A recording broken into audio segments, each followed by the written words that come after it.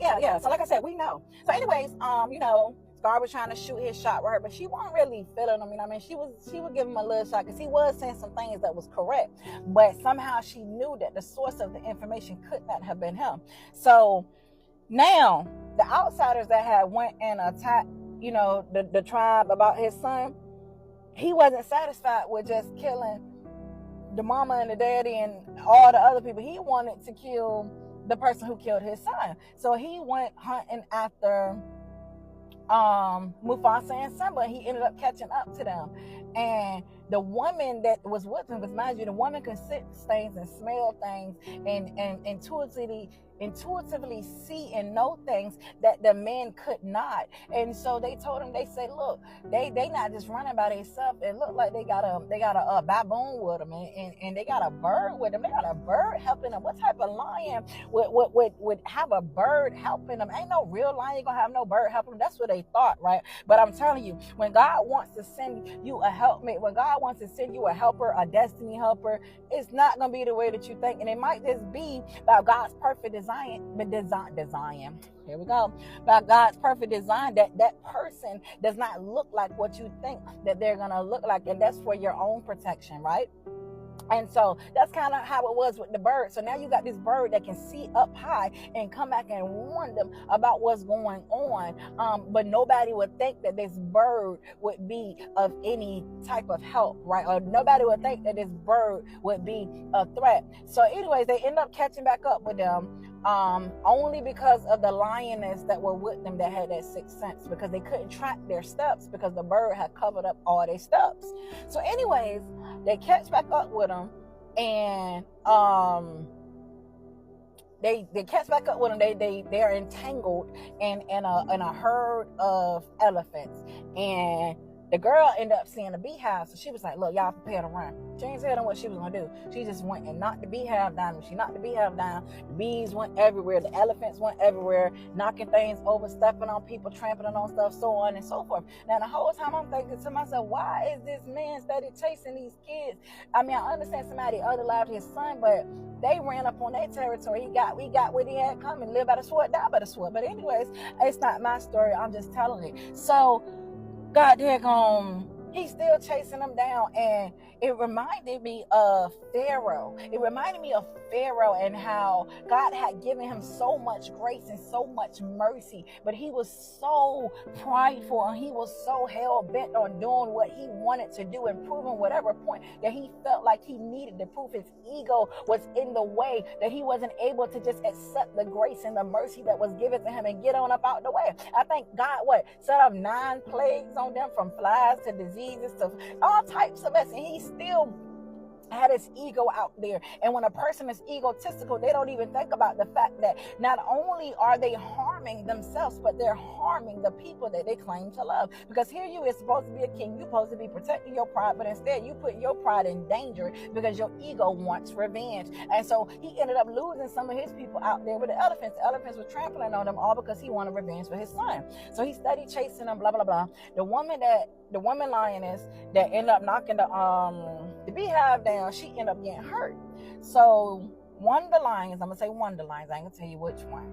You got to see the movie to see that. I ain't gonna give y'all odyssey because they might even delete this sound because this is some good stuff. But listen,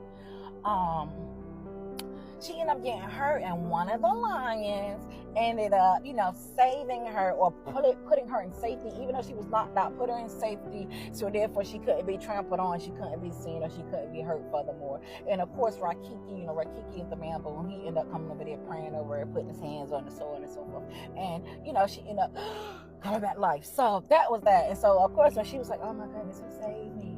And the lion that saved her lied and said that the other lion did it. Remember I was talking about how that lion spirit just keep on following you. So anyways, lied again. So he took credit for it, even though he didn't do it, because he already was feeling ogre. So it was like, oh, this is good. about to figure. Now she's gonna think that, you know what I mean, she gonna think that, you know, I done saved her. She gonna feel like, you know, I know this certain information about her, but the whole time the information that he know is only from the other lion. So anyways, they go on about they business. And you know, as women, sometimes we just sit back and we think on something, we ponder, we don't say anything, we just sit, we think, we, you know, put the 2 plus 2, and once we get focused, it can tell us something different. And if it's 5, baby, we're gonna go ahead and carry the 1 because I don't want to hear it. So anyways, listen, hear me out. She got to thinking, so she like, something not adding up, because as I'm spending time with these people, the math ain't nothing. And who this person is saying that they are versus who this person is showing me that they are is different. He's claiming to be who I see that he is. So, boom, she ended up calling out the one that, you know what I mean, she saw who he was, which was Mufasa. She was like, look, Mufasa, ain't no way Scar did this or Scar did that, blah, blah, blah. I know. And she told him, she said, I see you. She told him, I said, my. She said, I got your back.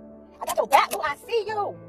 And she told her, she basically began to speak to the king in him. And he was like, no, I'm not a king. I didn't come from the king bloodline, blah, blah, blah. I'm a stray, I'm this, I'm that. He didn't want to, he wasn't big-headed. He wasn't prideful. He was very humble. He wasn't egotistic like, you know, like Scar was, or like the other lion who was putting his whole pride in danger, right? He was very, very humble. But she began to speak to the king in him, and they connected. And when they touched, it was like E.T. when they did, it was magical. So anyways, Scar ended up seeing this and he got tight. Like, he was hurt. Like, oh my goodness, it seemed like everything I want in life, it seemed like God keep giving it to Mufasa. Like, I wanted to, you know, save my mama. He did that. I wanted to be looked at as different. He did that. I wanted this woman, and I told him that I wanted this woman, and now he over there shocked up with her. But the whole time, it wasn't just that he was necessarily going after her. She saw him. She knew it was divine. It was divinely orchestrated. It was God ordained, and Scar couldn't do nothing about it, even if he wanted to. Scar got so upset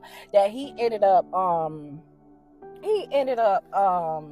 wanting revenge. But revenge on what? Revenge on destiny? Yes, he wanted revenge on destiny. Why you think some people be trying to destiny swap? They be thinking that they could change something that God ordained.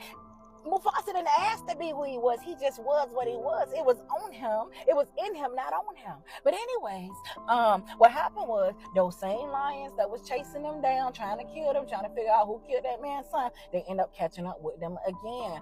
And this time, they found Scar on a different tip, because he won't just, you know what I mean, he won't the brother of Mufasa, or he want this loving person. Or now he was tight. Like, nah, I'm mad. Like, bro, this man then took the woman that I wanted, blah, blah, blah. Even if she didn't want him, he still felt some way that Mufasa, that the girl ended up being interested in Mufasa. So when he saw those lines, he was like, look, I'm going to be real with you. It was Mufasa that killed your son, and if you want revenge, or if you want to get him, he my enemy too, because he took my father. He the reason why I'm not with my father no more, because if he wouldn't have killed your son, then we wouldn't be running, and I would still be able to be with my father. So he took my father from me, and he took your son from him. So then they ended up, you know what I mean, joining forces, because now they got a common enemy, which is Mufasa. The whole time Mufasa don't even really know that Scar feeling all the way that he feeling. Now, true, I already felt kind of guilty about, you know, running up on old girl, but truth be told, she ran up on him. Hi. But anyways, yeah, so he told him, he said, you know what I mean, I'm gonna leave some marks, blah, blah, blah, so y'all can keep up with us and y'all can find us. And what happened was, they was on their way to the promised land. Now, this promised land, I forgot about that. This promised land is a promised land that Mufasa had been hearing about since he was a little boy. Like, he could always see it. He could always picture it in his mind. He could always see it in his heart. And that was something that God had planted there. And that seed began to grow more and more, especially once he got with Rafiki, because Rafiki had the same vision that he had, and how we ain't never met before, but somehow we got this same idea and this same vision. It's got to be given by a higher force, which just so happened to be the spirit, right? And so they began to head towards the promised land. You get what I'm saying? And like I said, it was by God's perfect design that all of them got together, because they all were carrying the same vision. They all shared to some degree the same drive and the same push to see the thing through. So whole time they not knowing that Scar leaving little marks, so therefore those people can follow them. So they ended up getting to the promised land. They made it to the promised land, and it was just as they had always seen it. Rafiki was like overjoyed, Mufasa was overjoyed, the woman was overjoyed, the bird was overjoyed, and Scar was being